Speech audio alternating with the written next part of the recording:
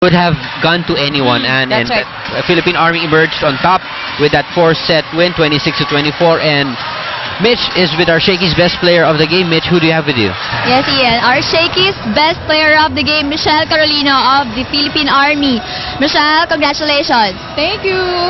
So, gumawa ka ng 24 points today. So, how does it feel, or what's running on your mind having a close fight versus the Ateneo? Siyempre, kailangan yung game na to, importante rin para sa amin at kailangan namin manalo today. Okay, and because you made 24 points, our Shakey's representative will give you the GCs. Yan, alam ko meron kang gusto batiin dahil meron kang list dyan sa kamay mo. Sino naman yung mga gusto mong batiin? Hello po kay Colonel Loyaw, Colonel Del Rosario, Colonel Bayani, Colonel Cabading, Sir Adrian Elisar, Master Lacson, Doc Lial, Sir Jigs, Hi Karch, happy birthday, Narciso Sabas, Doc Lial, and SSU officers and enlisted personnel.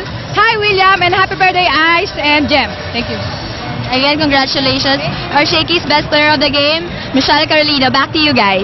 Alright, thanks Mitch, and congratulations Michelle. Ito, Ant, pag-usapan natin saglit, ano bang pwedeng mangyari pa sa Ateneo because they didn't improve their win-loss record today?